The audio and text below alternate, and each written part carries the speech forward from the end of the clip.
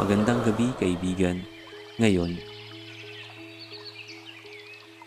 bago mo ipikit ang iyong mga mata, huminga ka muna ng dahan-dahan. Isa, dalawa, tatlo.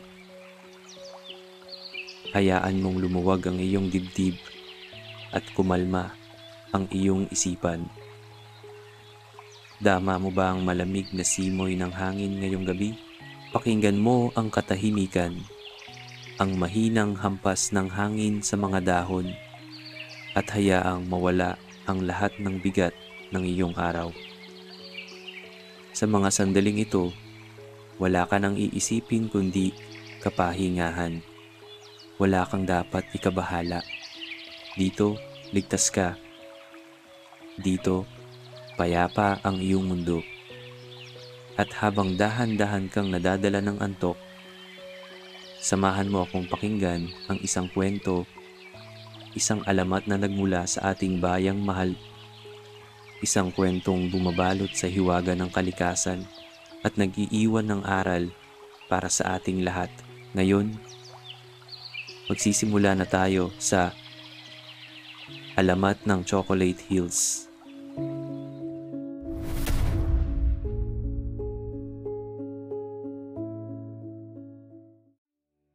Noong unang panahon, bago pa man dumating ang mga dayuhan at bago pa man nalukot ng panahon ang mga lihim ng kalikasan, may isang malawak na kapatagan sa gitna ng Bohol. Doon, matatagpuan ang isang tahimik na nayon na binubuo ng masisipag at masayahing tao. Ang mga bahay nila ay yari sa kawayan at pawid, nakapaloob sa mga punong niyog at mga palayan na laging luntian. Ang mga naninirahan dito ay kilala sa kanilang pagkakaisa at matinding paggalang sa kalikasan. Naniniwala sila na ang bawat puno, bawat ilog at bawat ulap ay may kaluluwang nagbabantay.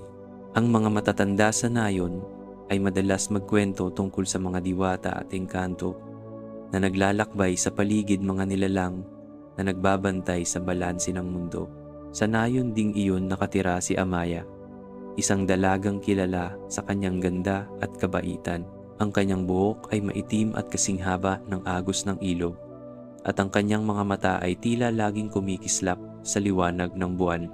Siya ay anak ng isang manggagaway na may kakaibang kaalaman sa mga halamang gamot at ritual, kaya't madalas siyang lapitan ng mga tao tuwing may karamdaman. Ngunit si Amaya, bukod sa ganda, ay may pusong busilak, lagi siyang handang tumulong. At hindi niya kayang makitang nahihirapan ang kahit sino. Isang araw, habang siya ay namimitas ng mga halamang gamot sa gilid ng kagubatan, nakatagpo siya ng isang estranghero. Siya ay isang matangkad na lalaki, malakas ang pangangatawan, ngunit may sugat sa braso at noo. Ang kanyang kasuotan ay tila banyaga, hindi tulad ng karaniwang isinusuot ng mga taga-nayon. Nilapitan ni Amaya ang lalaki. "Magandang araw, Ginoo," wika niya. "Ano ang nangyari sa inyo?" Tumingin ang lalaki, at sa kabila ng kanyang sugat ay nasilayan ni Amaya ang mga matang puno ng lungkot at pagod. "Ako si Datu Manggaw, isang mandirigma mula sa malayong lugar," tugon ng lalaki. "Ako'y napadpad dito matapos kaming salakayin ng aming mga kaaway. Ako lamang ang nakaligtas." Dali-daling tinulungan ni Amaya si Manggaw.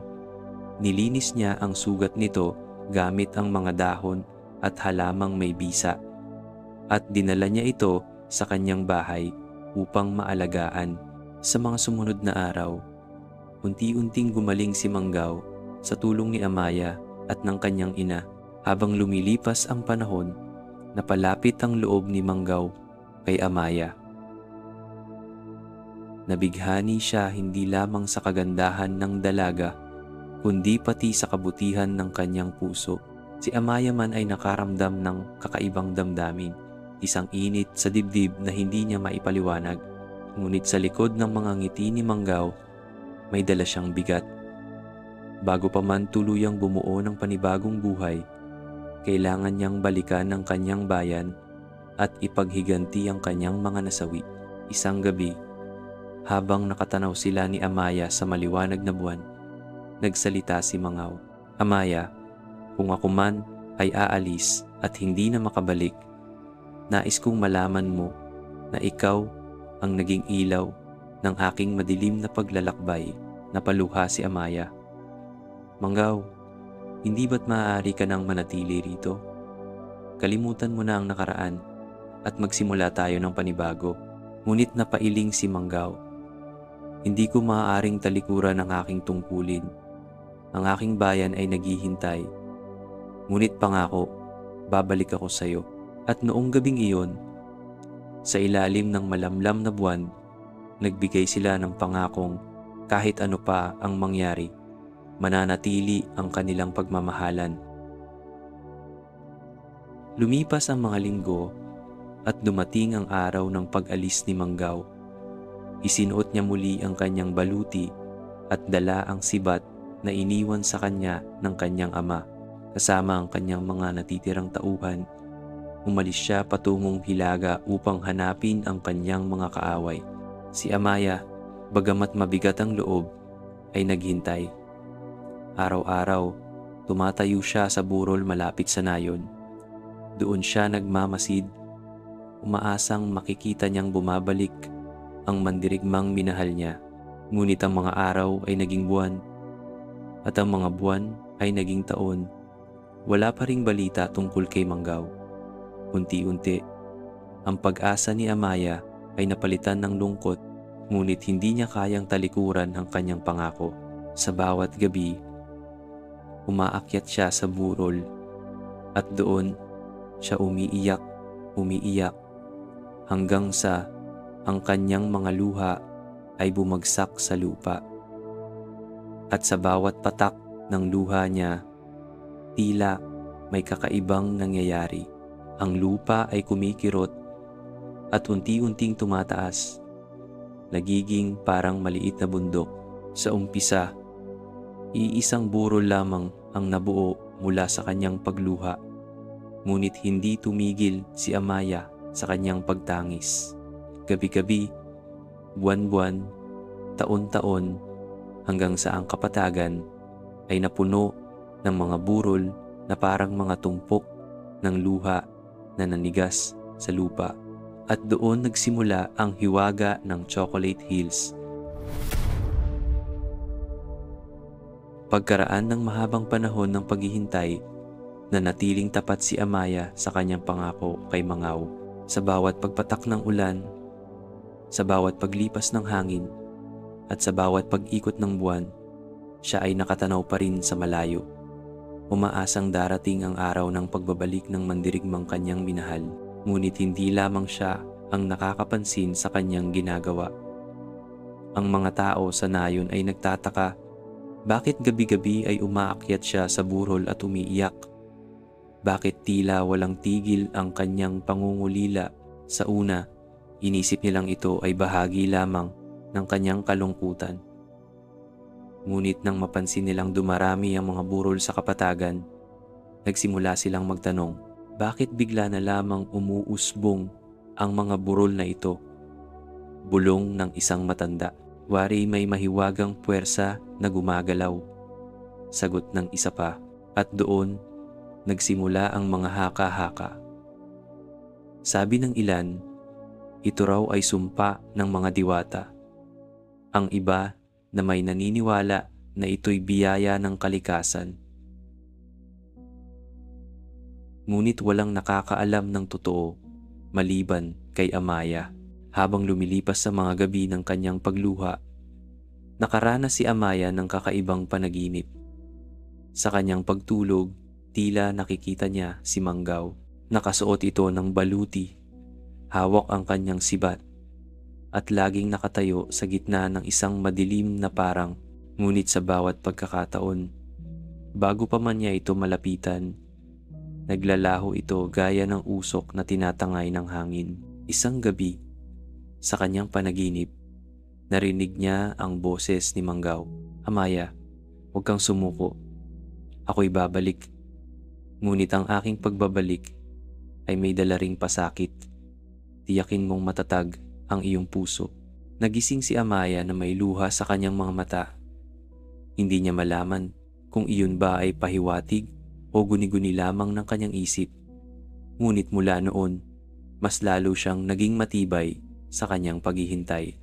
Isang hapon, habang namimitas si Amaya ng halamang gamot, narinig niya ang mga kaluskos sa paligid. Sa unay inakala niyang hayop lamang, ngunit nang siya'y lumingon, nasilayan niya ang tatlong nilalang na tila nagliliwanag. Ang kanilang mga anyo ay magaganda, mahahaba ang buhok, at ang kanilang mga kasuotan ay yari sa mga sinag ng araw at sinulid ng buwan. "Amaya," wika ng isa, "kami ang mga diwata ng kapatagan. Matagal na naming minamasdan ang iyong mga luha." Nanlaki ang mga mata ni Amaya. "Mga diwata? Totoo pala ang sinasabi ng matatanda." Tumango ang isa pang diwata. "Ang iyong mga luha ay may dalang mahika. Sa bawat pagpatak nito, binibigyan mo ng buhay ang lupa at nagiging mga burol. Ngunit tandaan, hindi walang hanggan ang ganitong kapangyarihan. Kapag napuno ng iyong luha ang buong kapatagan, may kapalit itong malupit na kapalaran." Nagtaka si Amaya. "Ano ang ibig ninyong sabihin?" Ngunit ngumiti lamang ang mga diwata at naglahong tila usok na natunaw sa liwanag. Naiwan si Amaya na naguguluhan, ngunit hindi nagpatinag ang kanyang puso. Sa halip, mas lalo siyang nangarap na balang araw ay babalik si Manggaw at magkikita silang muli. Lumipas pa ang mga buwan. Isang umaga, habang ang mga tao'y abala sa kanilang mga bukirin, isang malakas na tunog ng tambuli ang umalingaw-ngaw. Tumakbo ang mga tao palabas at nakita nila ang isang pangkat ng mga mandirigmang papalapit. Sa unahan ay nakasakay sa kabayong kulay itim ang isang lalaking may tikas at tapang, si Datu Manggaw. Napahiyaw sa tuwa si Amaya. "Manggaw!" Agad siyang tumakbo papalapit at sinalubong siya ng mandirigma. Nagyakap sila ng mahigpit. Tila ba naglaho ang lahat ng taon ng paghihintay. Ang mga tao sa nayon ay nagalak din, dahil alam nilang bumalik ang mandirigma na minsang naging estranghero, ngunit ngayoy bayani na sa kanilang paningin. Ngunit sa kabila ng tuwa, may dala ring lungkot si Manggaw. "Amaya, natupad ko ang aking tungkulin.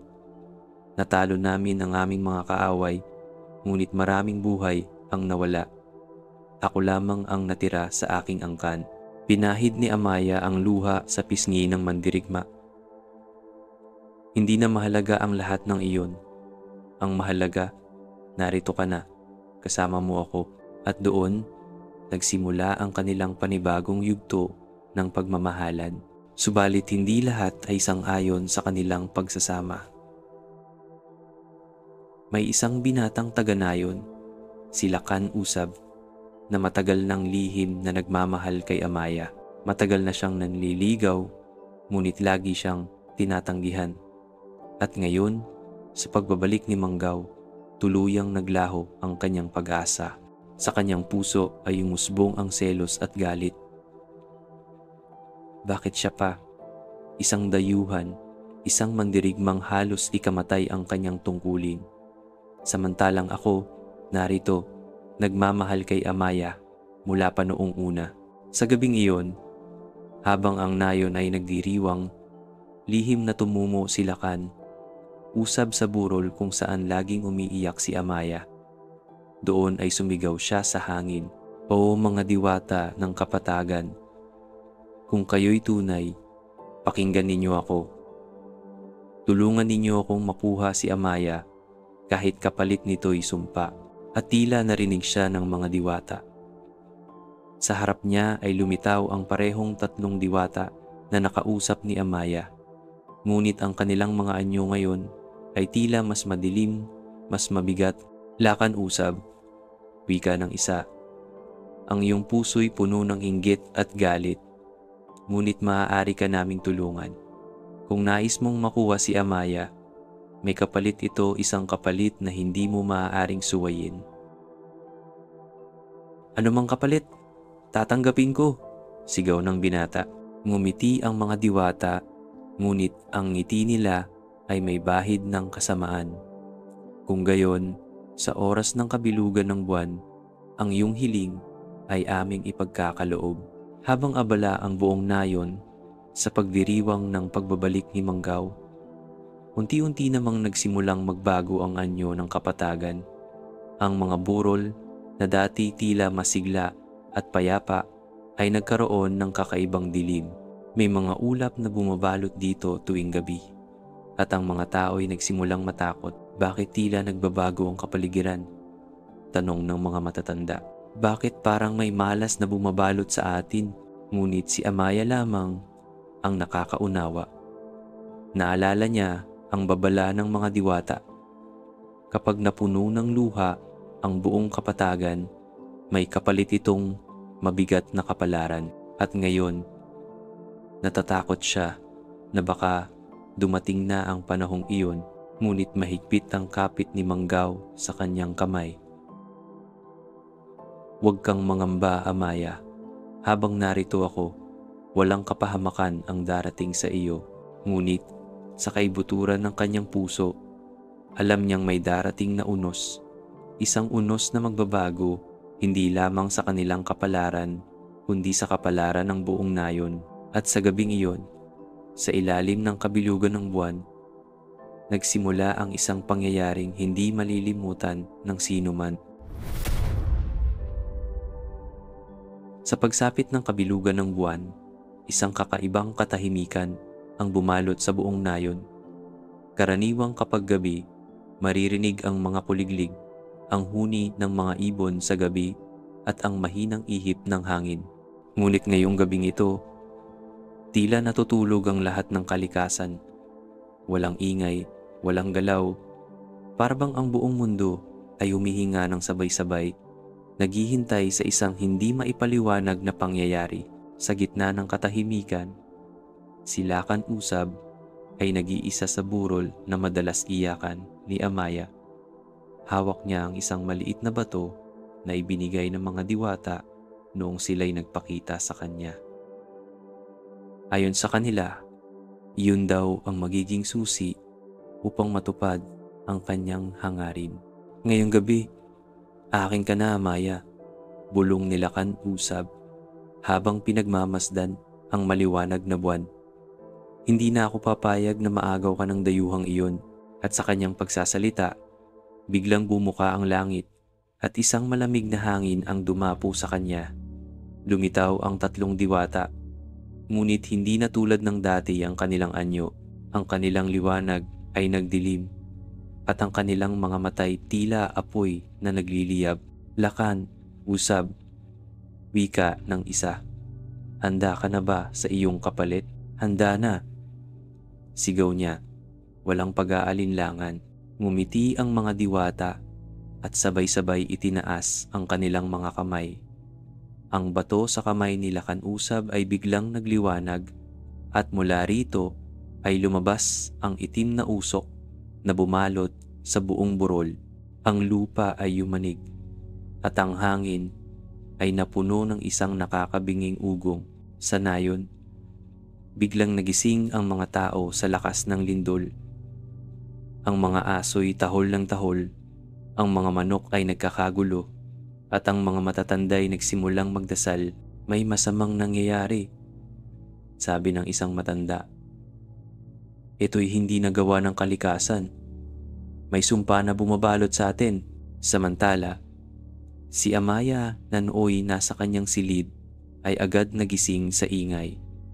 Tumakbo siya palabas at nakita niyang nagliliwanag ang burol na kanyang pinupuntahan gabi-gabi. Ang liwanag ay hindi mula sa buwan, kundi mula sa isang kakaibang puwersang bumabalot dito. "Manggaw!" sigaw niya habang agad na tumakbo patungo sa burol. Sumunod naman si Datu Manggaw, hawak ang kanyang sibat at nakasuot ng kanyang baluti. Ang kanyang mukha ay puno ng tapang, ngunit may bahid ng pangamba. Pagdating nila sa burol, nasilayan nila Silakan, usab na balot ng itim na usok. Ang kanyang mga matay pula at ang kanyang katawan ay tila pinapalakas ng kapangyarihan ng mga diwata. "Amaya, simula ngayong gabi, akin ka na!" sigaw ni Lakan usab. Sabay itaas ang kanyang mga kamay, biglang kumidlat sa langit at ang lupa sa paligid nila ay nagsimulang bumuka. "Usab, ano ang ginagawa mo?" sigaw ni Manggaw. "Huwag mong idamay ang buong nayon sa iyong kasakiman." Ngunit nagtawa lamang si Usab. "Kasakiman? Hindi, Manggaw. Ito'y katarungan. Matagal ko nang mahal si Amaya, ngunit palagi niya akong tinatanggihan. Ikaw ay isang dayuhan, isang mandirigmang walang sariling tahanan, ngunit siya'y pinili ka. Ngayon, ako naman ang makakamit ng kanyang puso." Hindi na nagpatumpik-tumpik si Manggaw. Agad siyang sumugod kay Usab. Hawak ang kanyang sibat. Ngunit bago pa man siya makalapit, isang pader ng itim na apoy ang sumabog mula sa kamay ni Usab. Natilapon si Manggaw at bumagsak sa lupa, halos mawalan ng malay. "Manggaw!" sigaw ni Amaya, sabay lapit sa kanya. Ngunit bago pa siya makalapit, hinarang siya ng isa sa mga diwata. "Hindi ka maaaring makialam, Amaya," wika nito. "Ang sumpang ito'y bunga ng iyong mga luha. Ikaw ang dahilan kung bakit umusbong ang mga burol. At ngayon, panahon na upang makuha ng iba ang iyong puso." Napaiyak si Amaya. "Kung ang aking mga luha ang dahilan, handa akong tumigil. Huwag lamang masaktan si Manggaw o ang aking mga kababayan." Ngunit ngumiti lamang ang diwata. "Huli na, Amaya. Ang sumpay nagsimula na." Samantala, muling bumangon si Manggaw. Kahit sugatan, hindi siya nagpatinag. Hawak ang kanyang sibat. Muling hinarap si Usab. "Kung tunay mong mahal si Amaya, bakit mo siya pinipilit? Ang tunay na pagmamahal ay hindi ipinagkakait ng puwersa, kundi binibigay ng buong puso." "Tumahimik ka!" sigaw ni Usab, sabay hagis ng isang bolang apoy. Ngunit sinalubong ito ni Manggaw gamit ang kanyang sibat at nagkaroon ng malakas na pagsabog na nagpagiba sa lupa. Ang nayon sa ibaba ay natakot. Ang mga tao'y nagtakbuhan, ang ilan na may nanalangin sa kanilang mga anito na iligtas sila mula sa kapahamakan.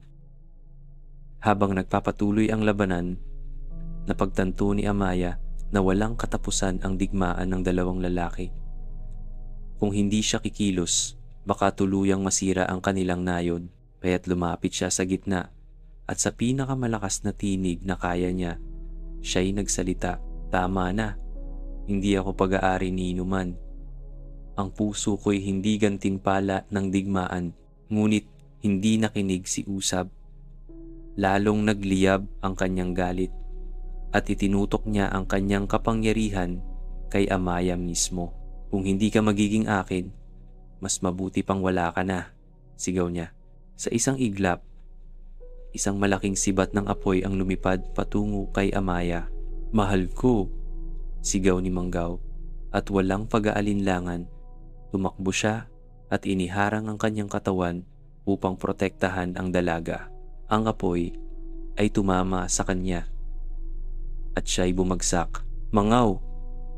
hagulgol ni Amaya habang niyakap ang sugatang mandirigma. "Huwag mo akong iwan."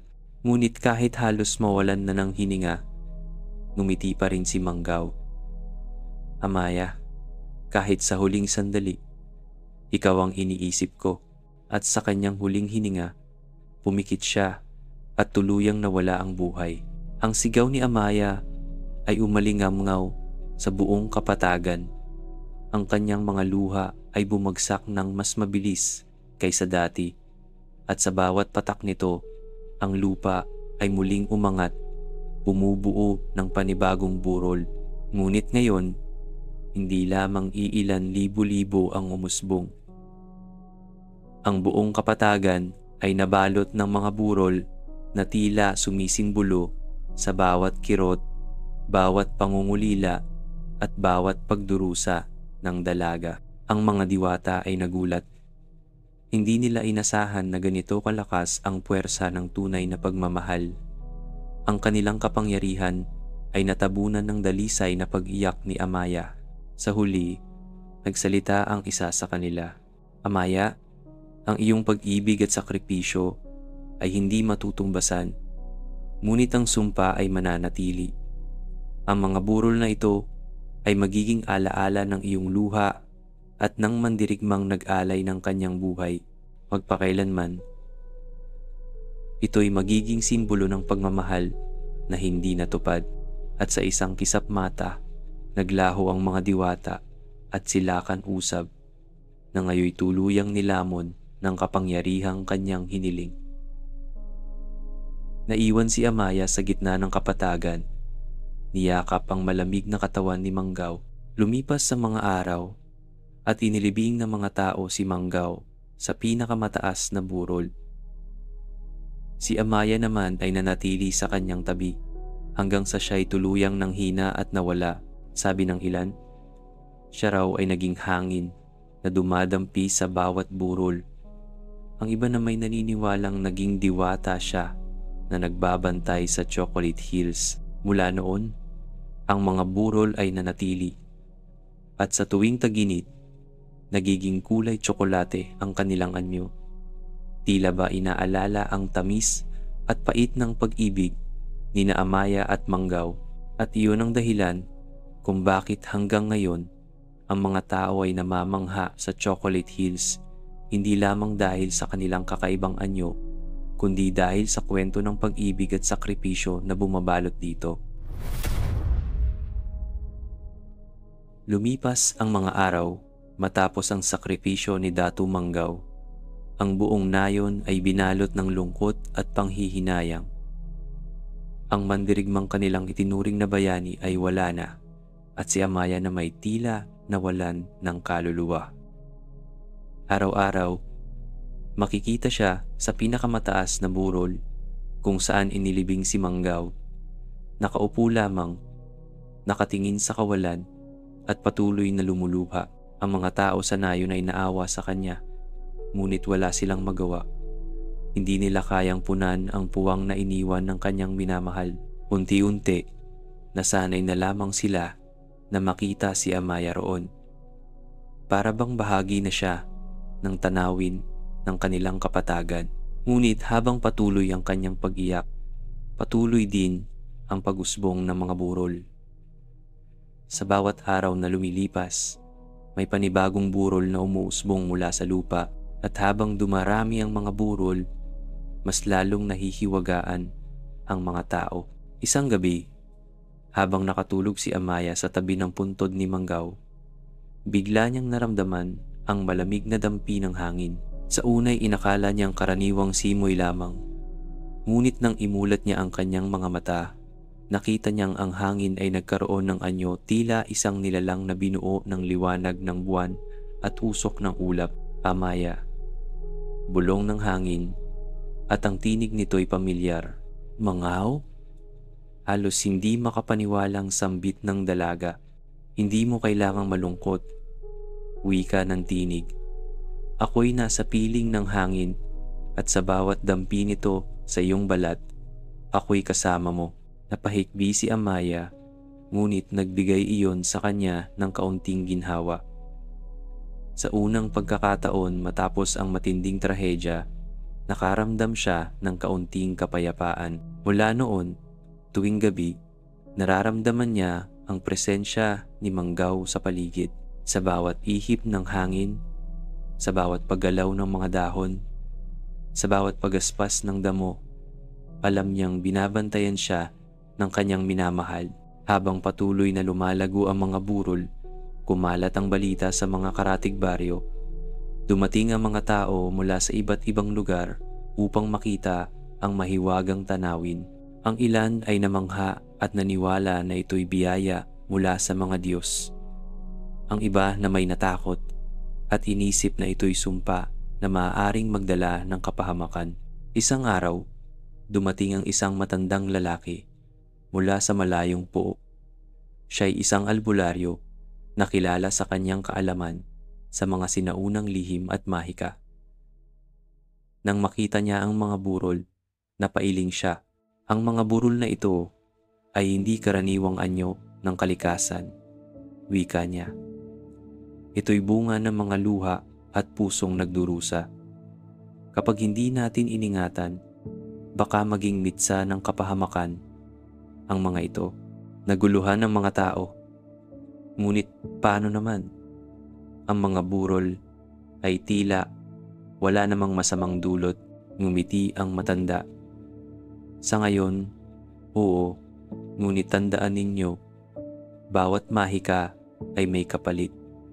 Ang mga burol ay maaaring maging bantay o sumpa. Nasa inyo kung paano ninyo ito ituturing. Habang dumarami ang mga burol, napansin ng mga tao na nagbabago si Amaya. Ang kanyang balat ay tila nagliliwanag sa ilalim ng araw at ang kanyang mga mata ay may kakaibang ningning na tila hindi nakaraniwang sa tao. Ang ilan ay naniniwalang siya'y nagiging diwata na ng kapatagan.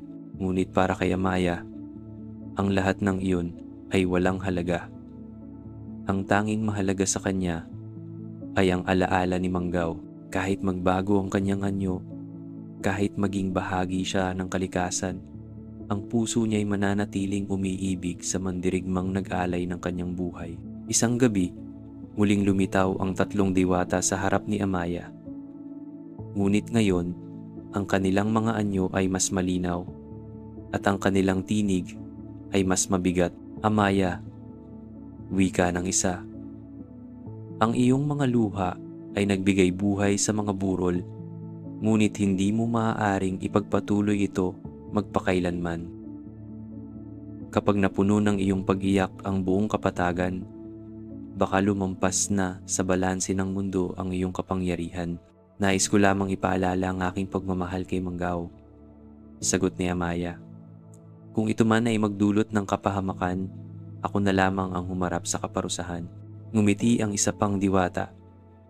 Ngunit hindi ikaw lamang ang apektado. Ang iyong mga luha ay nag-uugnay sa buong lupain. Kapag lumabis ang iyong kapangyarihan, pati ang mga tao sa nayon ay madadamay.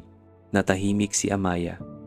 Ngayon niya lang napagtanto na ang kanyang pagdurusa ay hindi lamang kanya. Ito pala ay may epekto rin sa mga tao sa paligid niya. Kinabukasan, umakyat si Amaya sa pinakamataas na burol kung saan siya laging nakaupo. Doon niya tinipon ang lahat ng lakas ng kanyang puso. Sa ilalim ng maliwanag na araw, nagsalita siya. O mga Diyos ng langit at lupa, o mga diwata ng kapatagan, ako'y nagpapakumbaba. Huwag ninyong idamay ang aking bayan sa aking pagdurusa. Kung kinakailangan, ako na lamang ang magdusa. At mula sa kanyang dibdib, dumaloy ang kakaibang liwanag. Ang liwanag na iyon ay umakyat sa langit at bumaba sa lupa, na tila isang tulay na nagugnay sa dalawang mundo. Biglang umihip ang malakas na hangin at mula sa mga burol ay lumabas ang mga alon ng enerhiya. Ang mga tao sa nayon ay napaluhod dahil dama nila ang kakaibang kapangyarihan. Sa huling pagkakataon, napaluha si Amaya. Ngunit ang kanyang mga luha ngayon ay hindi na bumagsak sa lupa. Sa halip, ito'y naging mga butil ng liwanag na kumalat sa buong paligid. At noon, unti-unting naglaho si Amaya sa paningin ng lahat. Mula noon, hindi na nakita si Amaya ng mga tao. Ngunit naniniwala sila na hindi siya tuluyang nawala. Sabi ng ilan, siya'y naging diwata na nagbabantay sa Chocolate Hills. Sa tuwing may malakas na hangin na dumadampi sa mga burol, dama nila ang presensya ni Amaya, isang ina na nagbabantay sa kanyang mga anak. Isang minamahal na patuloy na naghihintay sa kanyang mandirigma, at sa bawat pagsikat ng araw, ang mga burol ay tila kumikislap. Para bang pinapakita ang alaala ng kanyang pagmamahal.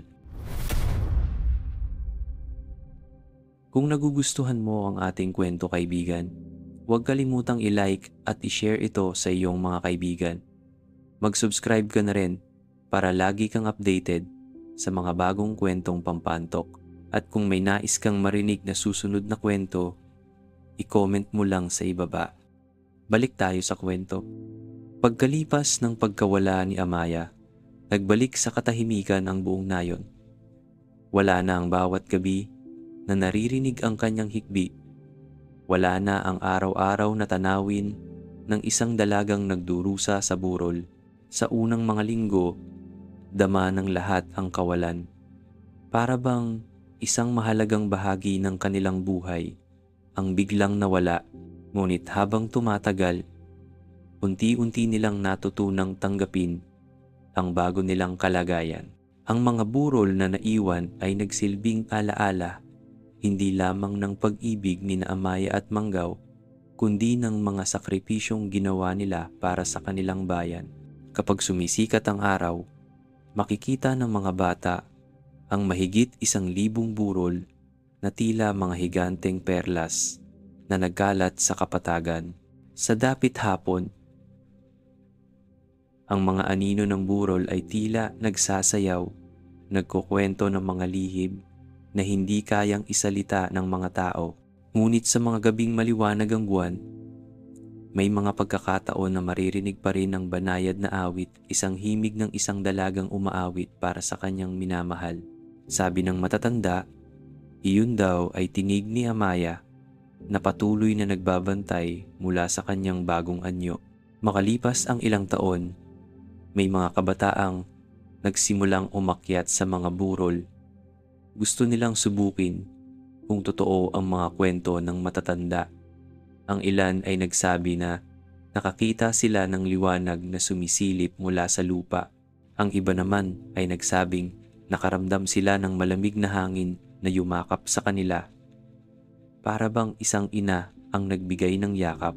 Isang gabi, may 3 kabataang umakyat sa pinakamataas na burol. Naupo sila at nagmasid sa malawak na tanawin. Habang pinagmamasdan nila ang buwan, biglang humihip ang malakas na hangin. "Dama mo ba iyon?" tanong ng isa. "Oo," sagot ng pangalawa. Para bang may nakatingin sa atin. At sa mismong sandaling iyon, nakarinig sila ng tinig banayad, ngunit malinaw. "Mga anak, huwag kayong matakot." Nagulat sila at halos tumakbo pababa. Ngunit bigla nilang naramdaman ang kapayapaan. Ang kanilang takot ay napalitan ng ginhawa. "Bakit kayo narito?" tanong ng tinig. "Gusto lang naming makita kung totoo ang mga alamat," sagot ng pinakabatang kasama. Tahimik sandali ang paligid bago muling nagsalita ang tinig. Ang mga burol ay alaala ng isang pag-ibig na hindi nagwakas kahit sa kamatayan. Huwag ninyo itong kalimutan dahil ito ang magpapaalala sa inyo ng halaga ng sakripisyo at katapatan. Pagkatapos noon, unti-unting nawala ang tinig at ang 3 kabataan ay bumaba ng burol na dala ang isang lihim na hindi nila malilimutan. Isang gabi, habang ang buong nayon ay natutulog, isang pambihirang pangyayari ang naganap. Ang kalangitan ay napuno ng mga bituin na tila bumaba ang liwanag at nakipagsabayan sa mga burol. Ang mga tao ay nagising at lumabas ng kanilang mga bahay upang makita ang kakaibang tanawin. Ang mga burol ay tila kumikislap. Bawat isa ay may sinag na nagmumula sa langit. Ang mga tao ay napaluhod sa paghanga at pagkamangha. Ang mga matatanda ay nagsabing iyon ay pagpapakita ni Amaya na nais ipaalala sa lahat na hindi siya tuluyang nawala. Siya ang ating bantay. Wika ng isang matanda. Ang mga burol ay kanyang mga mata at ang hangin ay kanyang hininga. Sa tuwing tayo'y nangangailangan, siya'y nariyan upang tayo'y tulungan. Makalipas ang ilang araw, muling bumalik sa nayon ang matandang albularyo na minsan nang nagbabala tungkol sa mga burol. Dala niya ang kanyang baston at mabagal na naglakad patungo sa gitna ng nayon. Mga anak, panimula niya. Ang mga burol ay hindi lamang mga bundok na walang buhay. Ito'y may kaluluwa dahil ang pag-ibig ni Amaya ay hindi namatay. Ngunit tandaan ninyo, ang bawat kaluluwa ay kailangang igalang. Kung inyong sisirain ang mga burol, kung inyong pagtatawanan o hahamakin, ang kanilang kapangyarihan ay maaaring lumaban. Nagulat ang mga tao. Ngunit paano namin sila igagalang? Tanong ng isa. Ngumiti ang matanda. Sa bawat pista ninyo, ialay ninyo ang isang gabi ng awit at sayaw para kay Amaya at Manggaw. Sa tuwing uulan, isipin ninyo ito'y mga luha ng kaligayahan ng diwata at higit sa lahat, huwag ninyong hayaang makalimutan ng inyong mga anak ang alamat na ito. Mula noon, tuwing may kapistahan ng nayon, laging bahagi ng pagdiriwang ang pagkukwento ng alamat ng Chocolate Hills. Ang mga bata ay nakikinig at ang mga matatanda ay paulit-ulit na nagsasalaysay upang ang alaala ni na Amaya at Manggaw ay hindi mabura ng panahon. Isang batang lalaki ang minsang nanaginip. Sa kanyang panaginip, nakita niya si Amaya na nakaupo sa tabi ng isang burol, nakangiti at nakatingin sa kanya. Anak, wika nito. Balang araw, ikaw ang magpapatuloy ng aming kwento. Huwag mong hayaang mabaon sa limot ang aming alaala. Nagising ang bata na may luha sa kanyang mga mata.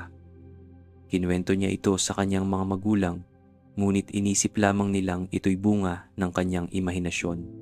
Ngunit sa kanyang puso, alam ng bata na tunay ang kanyang nakita, at sa kanyang pagtanda, siya ang naging pangunahing tagapagkwento ng alamat, ang nagsalin nito sa mga susunod na henerasyon.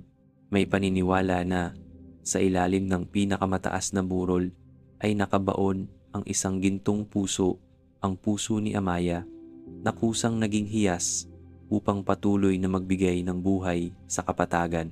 Ang sabi ng matatanda, sa mga gabing pinakamaliwanag ang buwan, maririnig mula sa ilalim ng burol ang mahinang tibok na parang isang awit ng pag-ibig. Ilang beses nang tinangka ng mga mangangaso at sakim na tao mula sa malalayong lugar na hukayin ito, ngunit lagi silang nabibigo. Sa tuwing may susubok, biglang dumarating ang malalakas na bagyo o lindol na nagbabalik sa kanila sa kanilang pinagmulan. At dahil dito, lalo lamang tumibay ang paniniwala ng mga taga-nayon na ang Chocolate Hills ay banal at dapat igalang.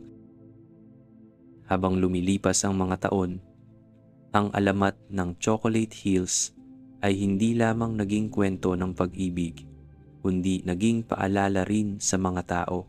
Ang aral na ang tunay na pag-ibig ay hindi natatapos sa kamatayan, na ang sakripisyo para sa iba ay nagbibigay ng buhay sa mas marami, at na ang kalikasan ay may kaluluwang dapat igalang at pahalagahan. Ang mga bata ay natutong mahalin hindi lamang ang kanilang bayan, kundi pati na rin ang kanilang kapaligiran. Ang mga ina ay nagkwento sa kanilang mga anak bago matulog, at ang mga matatanda ay laging nagbibilin. Kapag nakakita ka ng isang burol na tila nakangiti sa ilalim ng araw, alalahanin mo si Amaya. At kapag naramdaman mo ang malamig na hangin na yumayakap sa iyo, alalahanin mo si Manggaw. Dahil sila'y naririyan, patuloy na nagbabantay. Sa huli, naging bahagi na ng kanilang pamumuhay ang mga burol. Hindi na sila basta tanawin lamang, kundi mga buhay na alaala ng isang dakilang kwento. At sa tuwing papalubog ang araw at ang mga burol ay nababalutan ng gintong liwanag, ang buong nayon ay nakararamdam ng kapayapaan.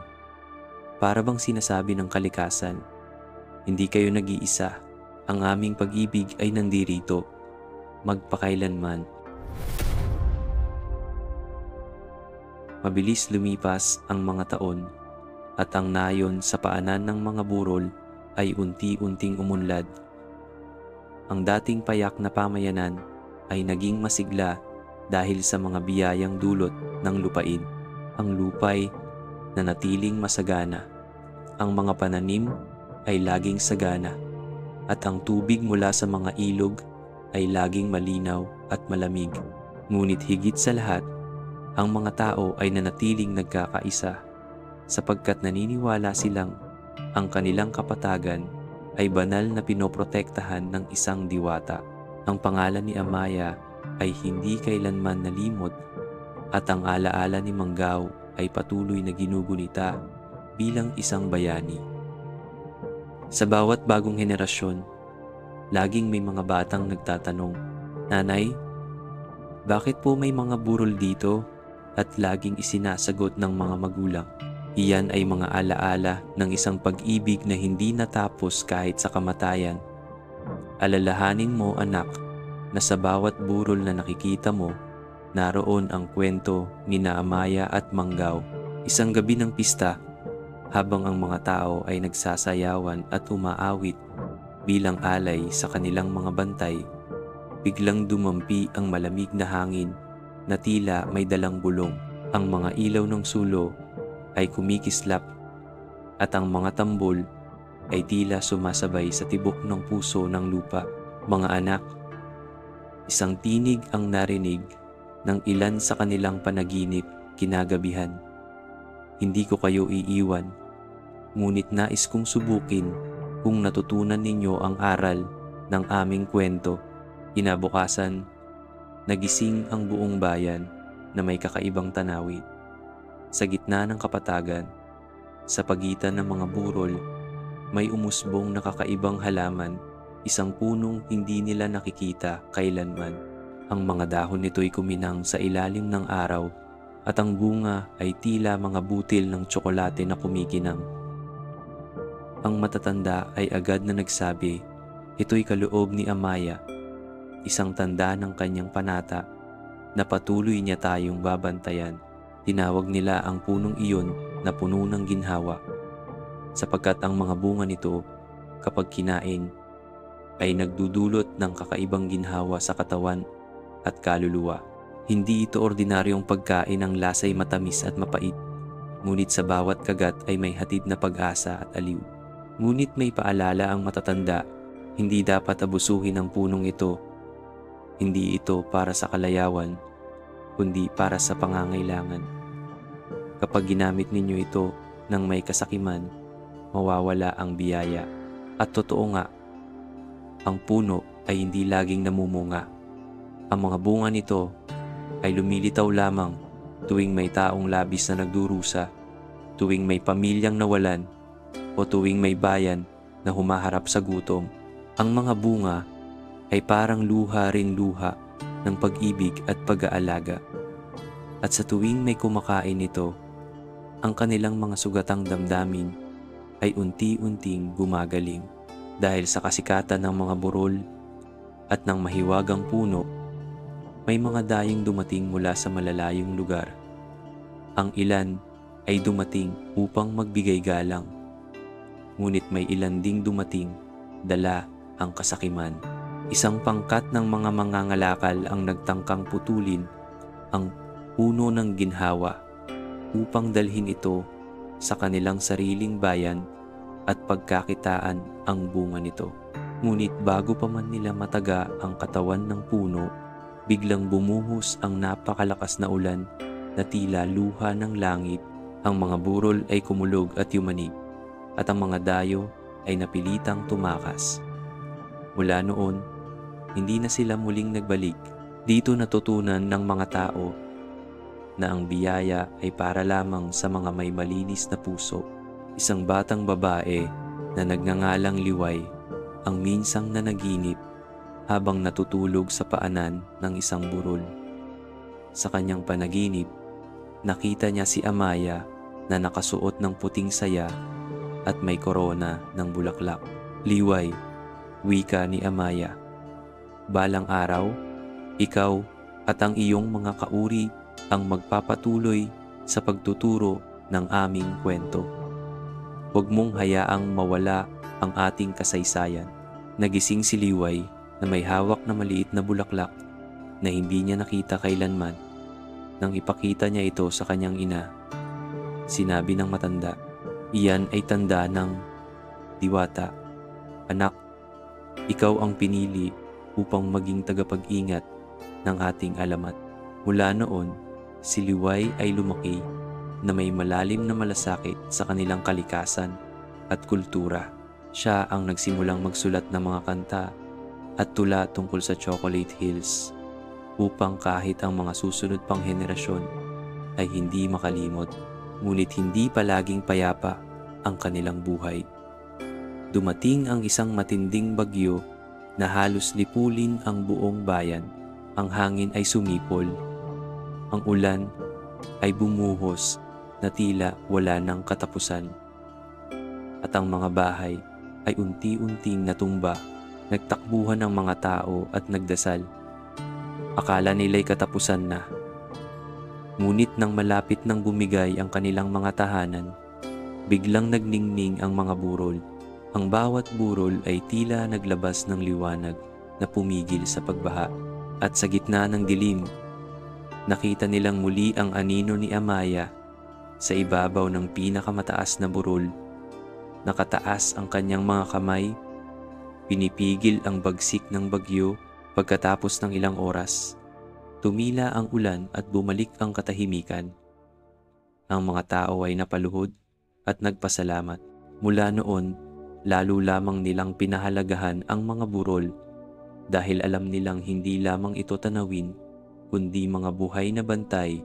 Minsan, sa kalagitnaan ng gabi, isang matandang makata ang naglakad sa paanan ng burol. Napansin niya na ang mga bituin sa langit ay tila sumusunod sa hugis ng mga burol. Para bang ang kalangitan at lupa ay nag-uusap. Naisip niya, marahil ang mga burol ay hindi lamang alaala sa lupa. Marahil sila rin ay tulay patungo sa langit. At doon niya sinimulang isulat ang mga alamat at tula na nagpalaganap ng kasaysayan ng Chocolate Hills sa iba't ibang puo. Ang mga bata ay lumaki na alam ang halaga ng kanilang tinubuang lupa. Ang mga guro ay laging nagtuturo ng alamat nina Amaya at Manggao. Ang mga ina ay laging ikinukwento ito bago matulog ang kanilang mga anak upang maghatid ng kapanatagan at inspirasyon. At sa bawat bagong araw, habang nakikita nila ang libu-libong burol na nakahanay sa kanilang paligid, alam nila na sila'y hindi nag-iisa. Ang kanilang bayan ay may puso at kaluluwa. Ang kanilang lupain ay may kasaysayan at aral. At ang kanilang kinabukasan ay may gabay na nagmumula sa pagmamahal na hindi nagwakas kahit sa kamatayan. Ang bawat pamilya ay may sariling ritual ng pasasalamat. Ang mga bata ay palaging dinadala ng kanilang mga magulang sa pinakamalapit na burol upang doon ay magdasal at magbigay galang. At sa bawat pag-akyat, laging ipinaalala sa kanila ang alamat nina Amaya at Manggao, isang kwento ng pag-ibig na higit pa sa kamatayan. Naging pamana ito na hindi lamang kwento ng pag-ibig, kundi kwento ng pananampalataya, pagkakaisa, at paggalang sa kalikasan. Isang araw, dumating sa kanilang nayon ang isang estranghero mula sa malayong lupain. Siya'y isang manlalakbay na narinig ang alamat ng Chocolate Hills at nais makita mismo ang mahiwagang tanawin. May dala siyang mga kagamitan pang-ukit at pangsulat. At nang makita niya ang mga burol, hindi niya mapigilang mapaluha. "Napakaganda," wika niya. Ngunit Higit pa rito, dama ko ang isang kaluluwang nakatago sa mga burol na ito. Para bang bawat isa'y may kwentong nais sabihin. Nagtaka ang mga taga-nayon. Paano niya naramdaman iyon? Gayong hindi pa siya nakakarinig ng buong alamat, kaya't kanilang ikinuwento ang lahat mula sa pag-ibig ni na Amaya at Mangaw sa kanilang sakripisyo hanggang sa pag-usbong ng mga burol. At habang nagsasalaysay ang mga matatanda, nakita nilang muling nagliwanag ang mga mata ng manlalakbay. Hindi ko akalaing may ganitong uri ng pag-ibig sa inyong kasaysayan. Sabi niya, hahayaan ba ninyo akong dalhin ang inyong kwento sa ibang lupain upang hindi lamang kayo ang matuto, kundi pati na rin ang buong mundo? Nag-usap ang mga matatanda at sabay-sabay silang tumango. Oo, sagot nila. Ngunit dapat mong isalaysay ito ng may paggalang upang hindi mawala ang kabanalan ng aming kwento. At mula noon, ang alamat ng Chocolate Hills ay nagsimulang kumalat sa iba't ibang lugar na nagbigay inspirasyon hindi lamang sa kanilang bayan, kundi maging sa mga dayuhan. Isang gabi, isang matandang babae ang nanaginip. Sa kanyang panaginip, siya'y nasa gitna ng mga burol at doon nakita niya si Amaya at Mangaw. Magkahawak kamay ang dalawa, nakangiti at tila walang bakas ng pighati. Salamat, wika ni Amaya. Sa inyong lahat na nag-alaga sa aming kwento, kami ay payapa na at huwag ninyong kalimutan, dagdag ni Mangaw, na ang aming kwento ay hindi lamang tungkol sa aming pag-ibig. Ito'y tungkol din sa sakripisyo at pagkakaisa. Ang aming pag-ibig ay naging burol, ngunit ang inyong pag-ibig sa isa't isa ang magpapatuloy sa inyo. Nang magising ang matanda, agad niyang ipinahayag ang kanyang panaginip sa mga tao.